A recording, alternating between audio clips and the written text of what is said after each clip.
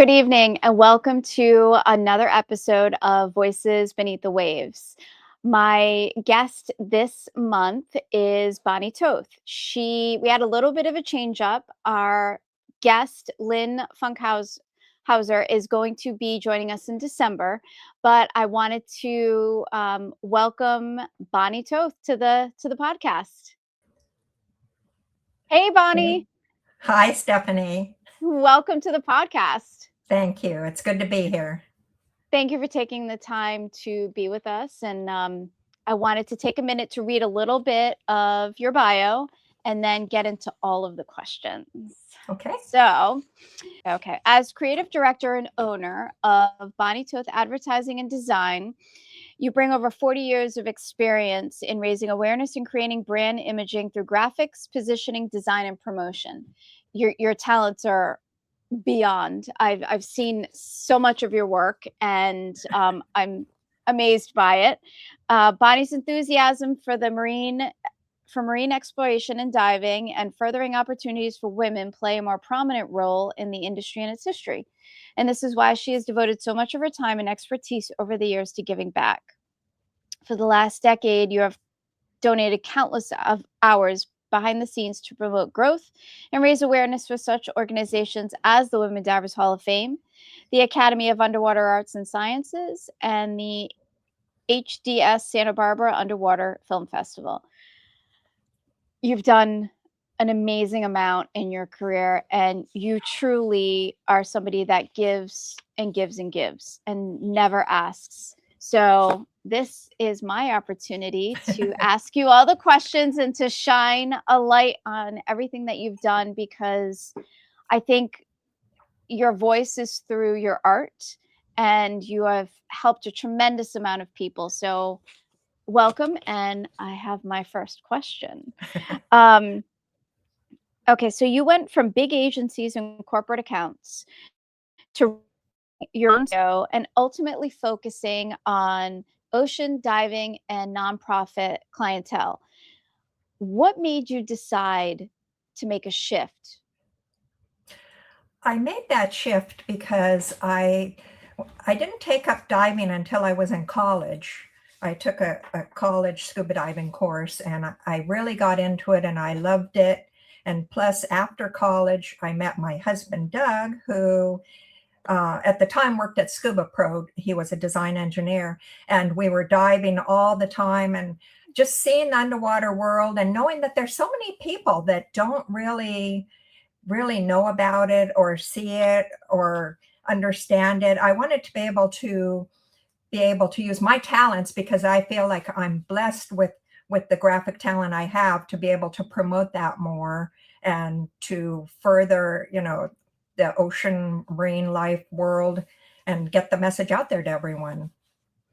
What did you originally go to college or school for? I went to school for graphic design. I have a BFA in graphic design and a minor in marketing.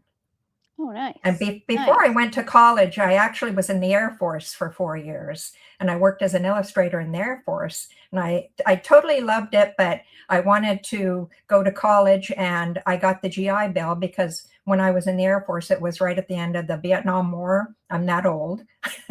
And so I got the GI Bill, and I went to college and got my degree. And that was kind of the impetus that got me going.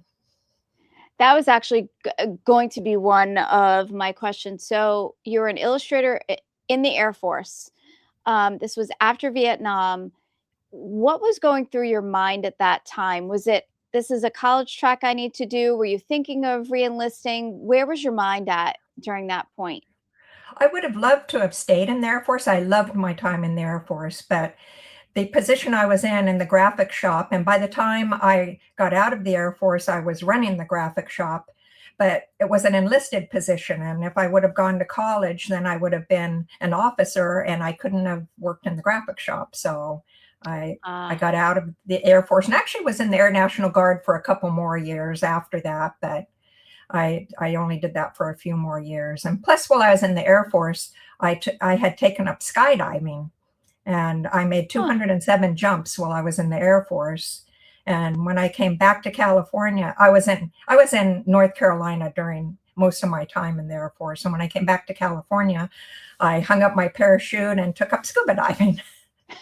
So it sounds like you pretty much like to live either in the sky jumping, jumping out of planes, Yeah, or jumping out of boats into the water. right. So yeah, that's From up very above to neat. down below. Yeah, no kidding. So what is it? Do you sense any, and I'm totally going off topic right now because this question just popped into my head. So skydiving and scuba diving, are there any parallels or similarities that you pull from? Well, you don't jump anymore, but when you were, is there a thrill? What is it about those two? Well, one of the things is when you're falling through the air and you can see for miles and miles and miles, you truly get a sense of the beauty of the earth and the nature part of it. And so then you go diving and here is that same beautiful world underwater. So I really like to be outdoors doing things. And plus I used to ski a lot too, so I like outdoor sports.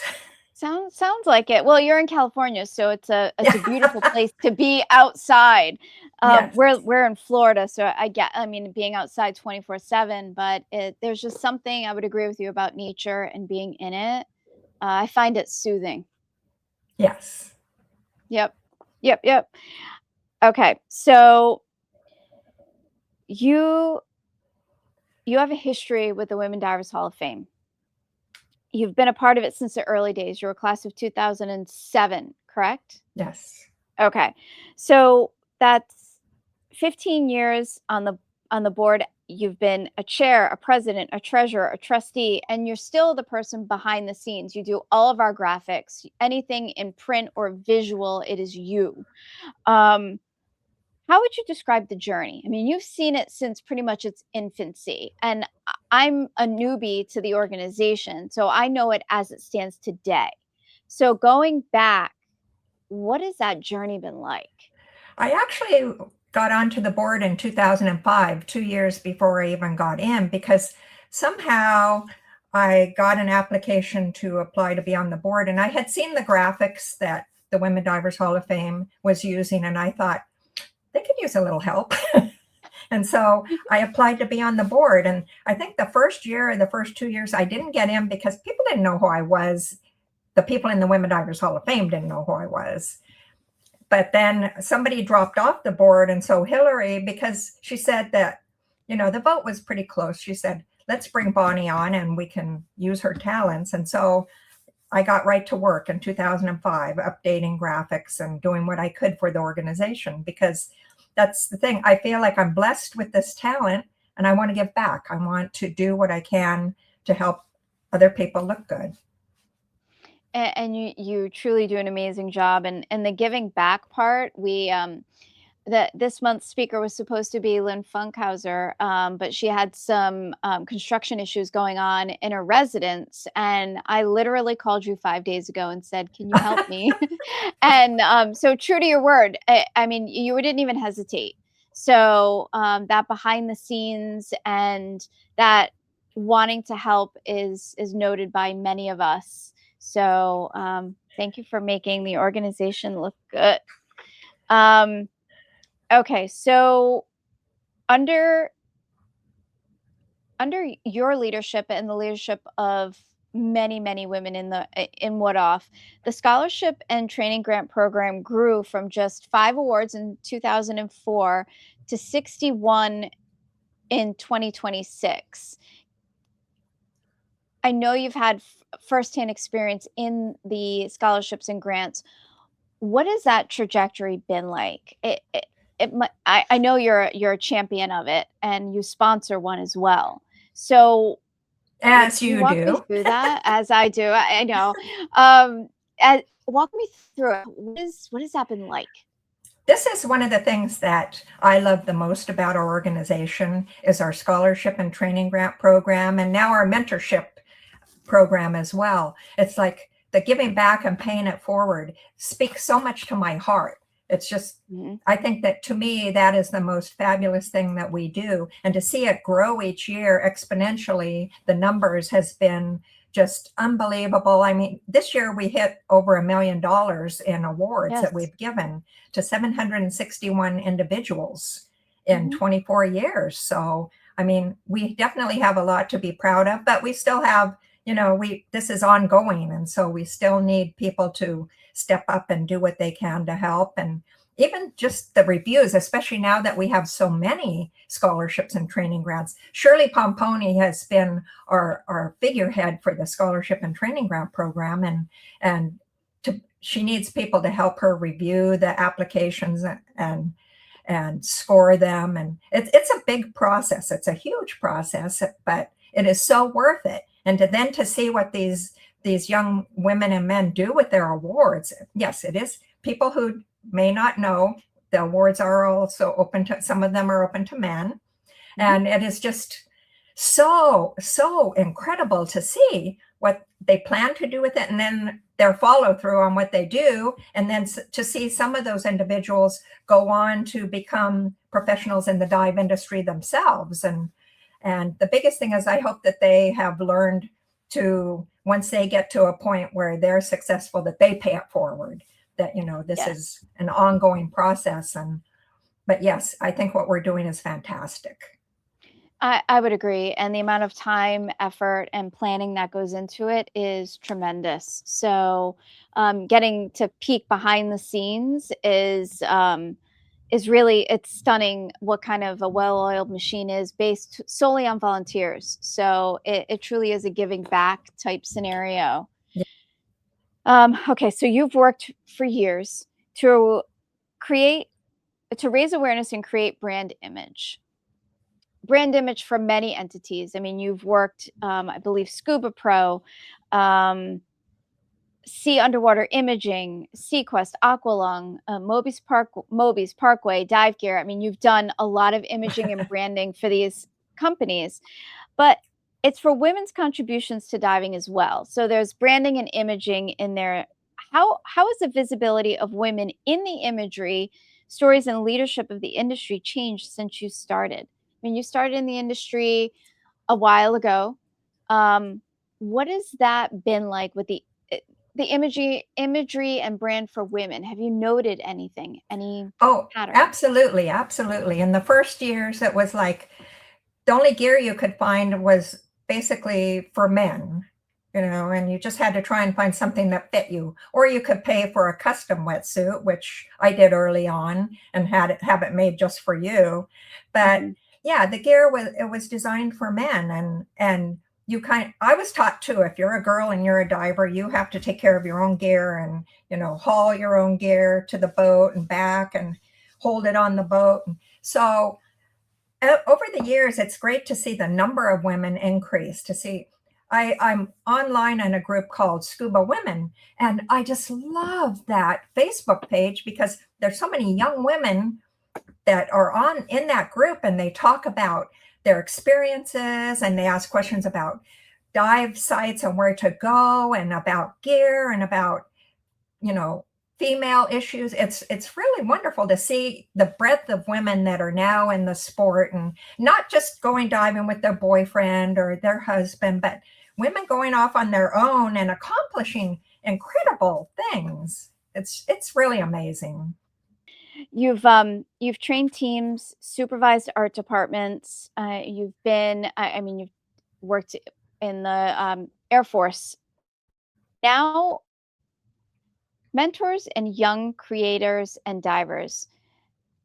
What standards or habits do you like to impart on the younger generation? And I ask this because there's been a thread throughout the Voices Beneath the Waves of different pathways that people have taken. A lot of them are not straightforward. There are always turns, forks in the road, sometimes a big cliff, and then you have to dig back out of that cliff. But are there habits or bits of advice that you give to the young, creative individuals coming up into their own? What do you impart on them? I think the biggest thing is to follow your passion, to really, you might be headed in one direction, but maybe it's not really speaking to you.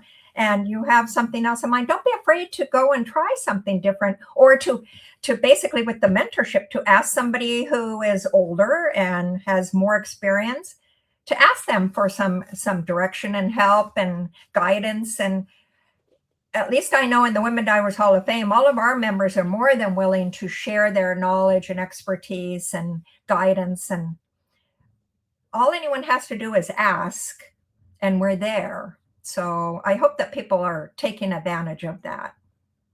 And that's another thing, we have our associate program, and anyone who's an associate is also open to our membership to be able to ask for information and guidance and suggestions, and join us on our dive trips and come to our events. So I would hope that anyone who supports our cause, whether you're a scholarship and training grant recipient, or maybe someone who just applied for one, if you're an associate, sign up to be an associate, and you have this great wealth of information available to you through our members.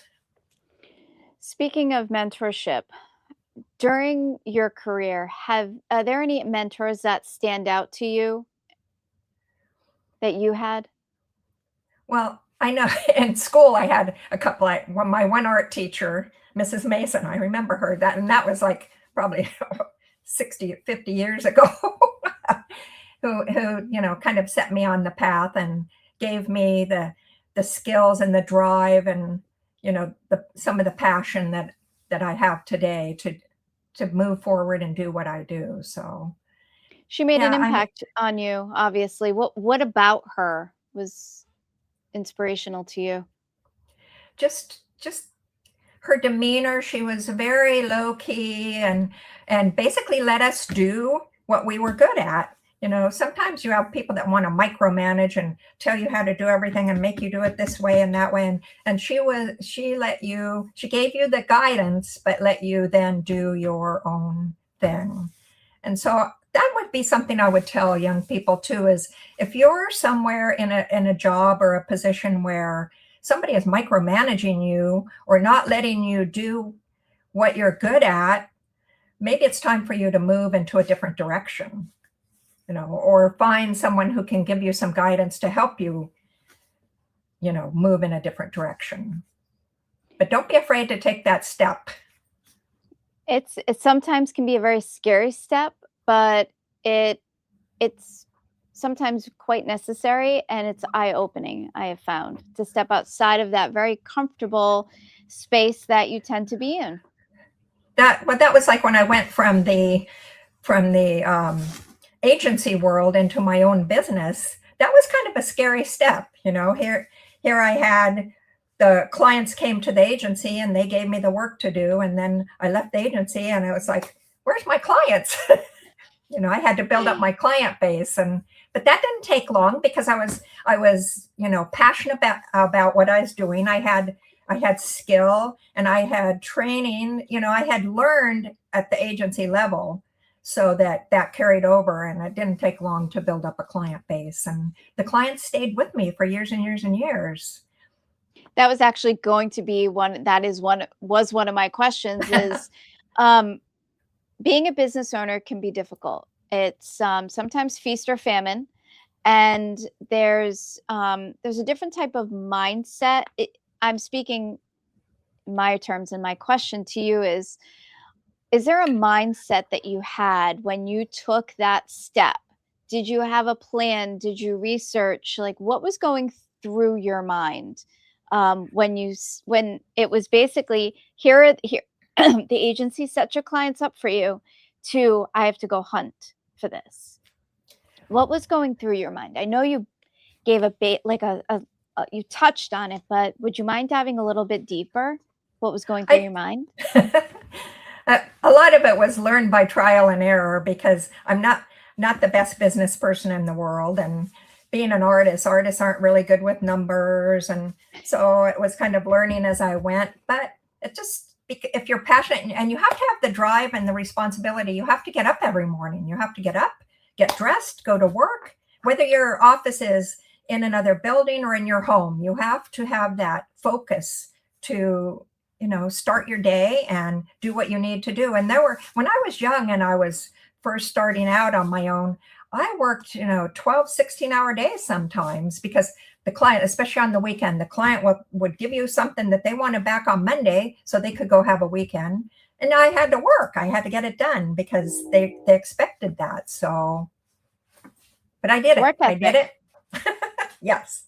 Yeah. Yes. So do you still take on clients now, or is this kind of pleasure? I'm retired from my paying clients. The Journal of Diving History was my last client that I ended that relationship at the end of 2025. And Catherine Castle, who is one of our members, is now the new editor. So that's exciting to know it's now under her direction. And now I just do all free work, pro bono work for the nonprofits, Women Divers Hall of Fame and the Academy of Underwater Arts and Sciences. And there is one winery I still do her newsletter, and I get free wine. So it's awesome. That is an amazing trade-off. Yes. Yes. Is it Yes. local? So when I come to visit you, can we go see her? Well, they're Central Coast, but yeah, we could go visit. Okay. Okay. Good. Good. Good. Good. So with the time that you have now, what do you enjoy doing? I like to do craft thing. There's a lot of projects that I have kind of waiting in the wings, but I'm also trying to clean up my studio and get rid of a lot of the work stuff so that I have more room for my art supplies for crafts. But I like to take walks at the beach. There's some nice beach trails here, and I have a dog, Einstein. A lot of people know Einstein. And he gets walked every day. And like, it was my birthday a few days ago, and my husband and I went down to see the art of Banksy. Banksy is a very famous person who did a lot of street art. And just being able to take off for the day and go do that makes retirement fun. Yeah. Yeah. Happy birthday. Oh, thank you.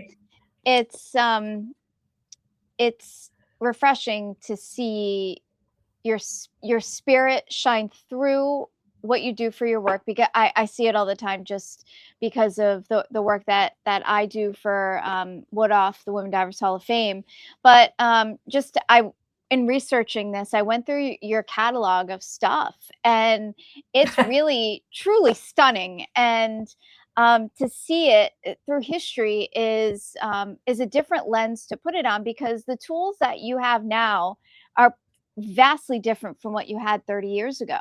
So did you ever see, like, that must be a trip for you to look at the tools you had from way back when to what you have at your disposal now. Do you find that overwhelming, exciting? What does that feel like? Well, when I first started, we didn't even use computers. It was all cut and paste and wax and big stack cameras. And they came out with the first personal computers. And I said, oh, I'll never have a computer. I don't have kids. And all it took was my first client saying, can you do this desktop publishing? And I said, oh, yes. And I went and I rented time at a place that had, little Mac computers. And I would set the type in columns and then go home and cut it out and glue it down. And eventually I started learning how to lay it out. And I took classes. You can never stop learning. And even today, I'll take online classes, and like Erin Quigley, her photo retouching. Oh my gosh. During COVID, I think I saw every one of her sessions. It was just incredible. And then to support her afterwards, even though I don't necessarily do a lot of photo retouching, I went and purchased some of her sessions to support her. So I think you can never stop learning. You can never let your passion fade. You have to just keep that fire lit. That is very true. Very true. Is there anything that you're looking to learn moving forward? Oh, there's lots of classes things. Lots of craft stuff. Ooh. Yeah. So talk me through the crafts. Is it marine in nature, or what type of? I love an artist brain because I don't have one. So I think what you do is fascinating. So what kind of crafts? Well, it's more like paper crafts and sea glass. I do some jewelry stuff, and it's just I have a Cricut machine that I bought a number of years ago that it's like it sits here and I haven't really used it, and I like want to learn how to make some stickers on it and print out some fun stuff and just playing around. And I've painted some rocks. I have some mandala stuff with, paint pens and just stuff to keep busy and have fun. That's awesome. That is awesome. So I have one more thing I would like to say. I would like yes. this is kind of a shout out to all of our members, that anyone, my being involved in the Women Divers Hall of Fame, especially being on the board, I have met so many of our members. And to me, that is such a great experience to meet so many incredible women and have that interaction. And I would ask you to, if you're out there listening, step up to the plate, run to be on the board, You can join a committee, just get involved, see what you can do to, be more involved with the organization. Sure, financial donations are always nice, but just your time and effort. You can mentor someone, you can be on a mentorship committee, attend our Zoom chats and get to know our members. We have quarterly Zoom chats. So our membership is like, come on, get more involved, because the more members you meet, the more friends you'll have.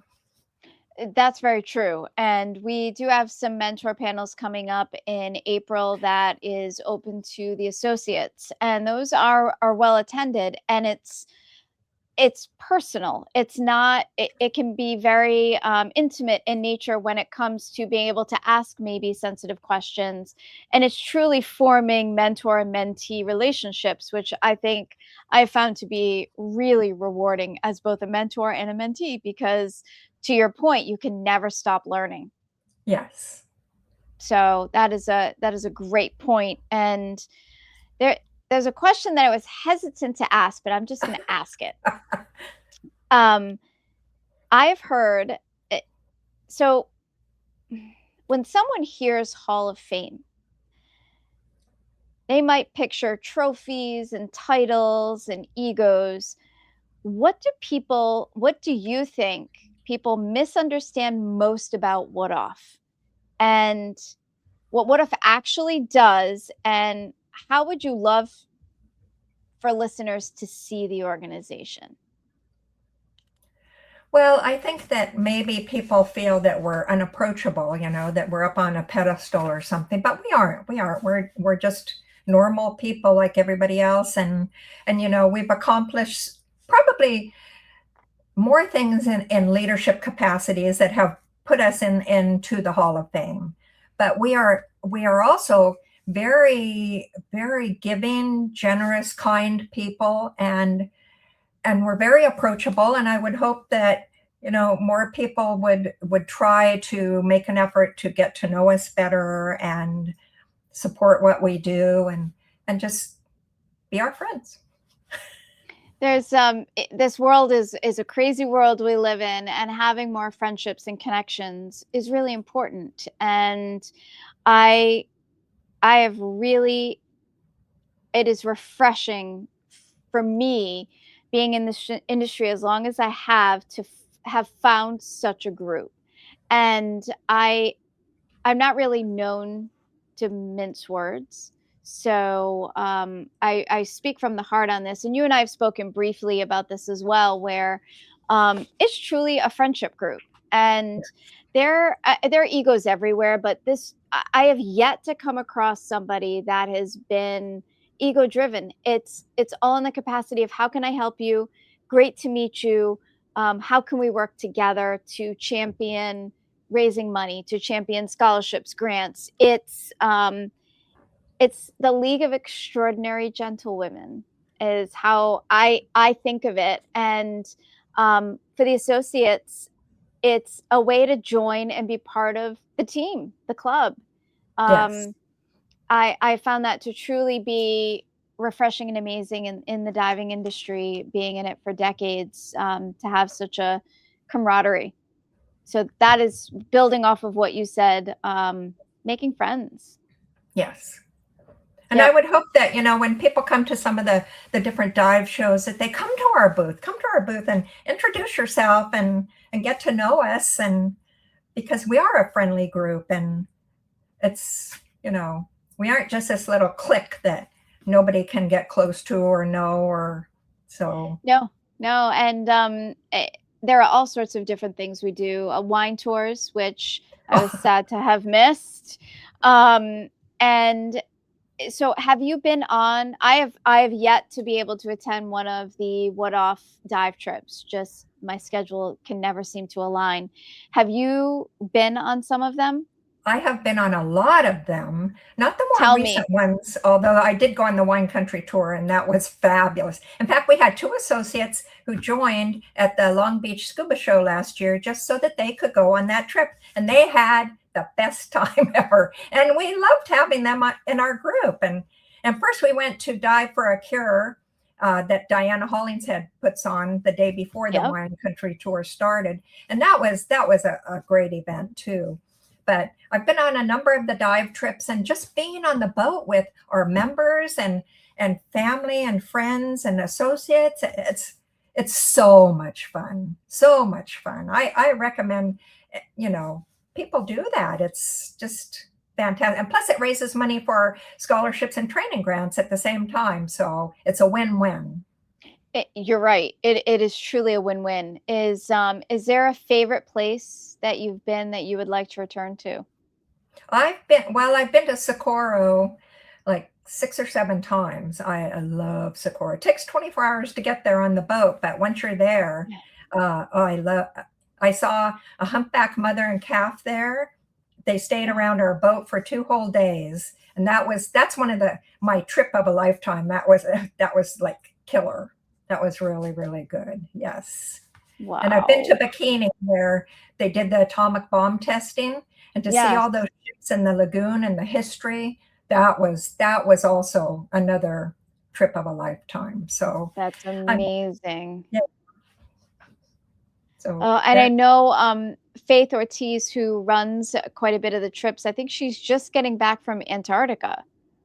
Yes, that's somewhere I haven't been yet. Me either. Me either. So these trips they look amazing. And one of these days, the stars will align and my schedule will allow some travel. But it's to be on the dive boats. Let me know when you sign up and I'll go on that trip. Yes, yes.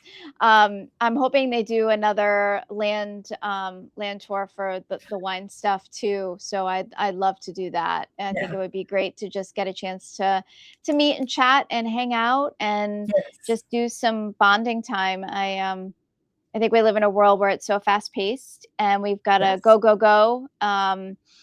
It's sometimes needed to slow down a little bit and follow passions. Yes, that is what I would suggest to everyone too, is make sure that you take the time for yourself.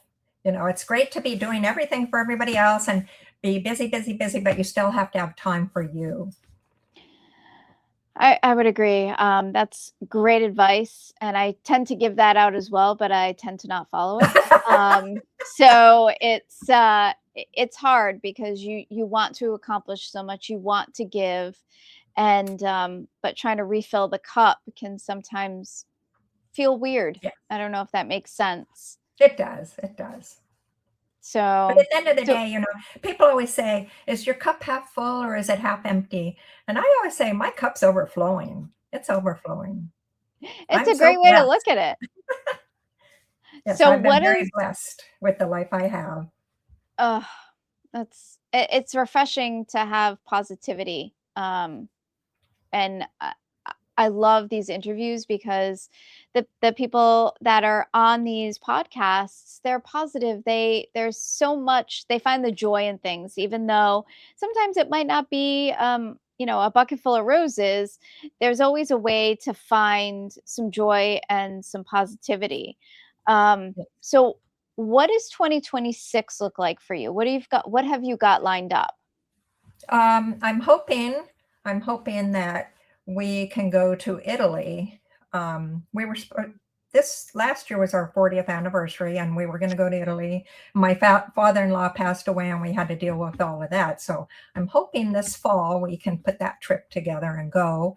And I know Laura Moroni was going to look into doing some diving off the coast of Italy. Her father had found this sunken city, and there's Oh, supposed to be a really great spot to go diving, and we're waiting to hear back from her to maybe put together a little trip to dive there for a couple of days and then go do other stuff in Italy. So oh, nice. A sunken city sounds amazing. yeah, yes. Um, so you're going to Beneath the Sea?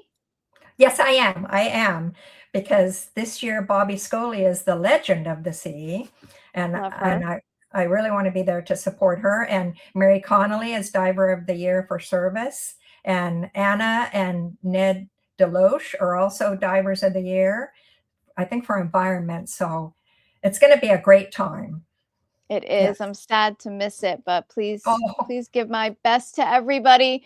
So that's a big dive show, and then you'll be at DEMA, and I'm in looking forward May, to that as well.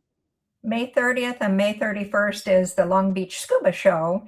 That's right. And I've been in charge of that for years and years and years. And this year, Jean Sleeper and Susan Bangasser are actually like taking it over. I'll be there to still kind of give them some guidance and help set up and do some things. But yeah, and we actually are going to have a seminar at that show as well. And Allison Bitsky Salmon is involved in helping us set that up as so. She's amazing. Yeah. So it should be a good Yeah. time at the Long Beach Scuba Show. Yes, and then the next show would be the DEMA show for you The in November? show, yes, and we should be inducting our new class of 2026 then as Yeah, well. it's exciting. It's exciting. A lot of great plans are shaping up, and it's just a pleasure to interview you and ask you all of the questions. Is there anything that you would like to leave the viewership with as Oh, we sign off? I have a question. I have a Yes. question. So, is anyone out there, do you have graphic capabilities? I am looking to slowly turn some of this work over that I do for WDHOF to, some other graphic people. So, if you know anybody or if you are a graphic designer, let me know and I can like get you started down this path. That's it. That is very true. We're always looking for help, and Bonnie has been a great mentor for a lot of us, and to have some extra help for her would be amazing.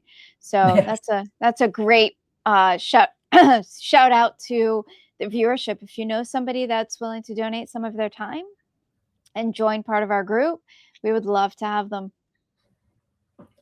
And every day when you wake up, just tell yourself, this is going to be the best day ever. And just, start your day with that thought, and hopefully it will be.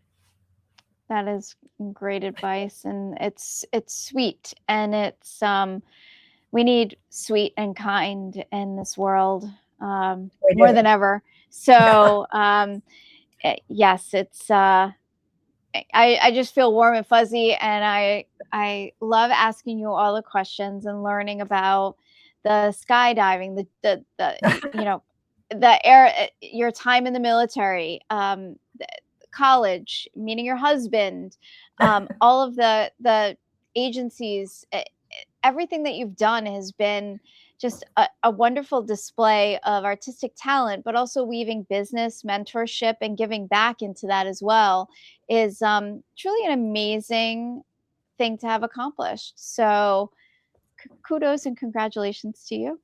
Thank you, Stephanie. Yes, of course. Well, thank you, Bonnie, for taking the time out to be with us and talk to the membership and viewership. And I look forward to seeing you soon. Yes. Okay. Okay. Take Bye. care. You too. Thank you for joining us tonight. It's an absolute pleasure to have interviewed Bonnie. She is somebody that typically stays behind the scenes for our organization, so it was really nice to bring her forward and just get her talking about what she's done, her passions, and for us to thank her for everything that she does, did, and will do. So the Women Drivers Hall of Fame is really proud to have her as part of our family. And to those watching, stay tuned for April. We have an amazing guest lineup. I'm going to keep a teaser out there. So you're going to have to log in to find out who I interview next. But I wish everybody a good evening, and we'll see you next month. Take care.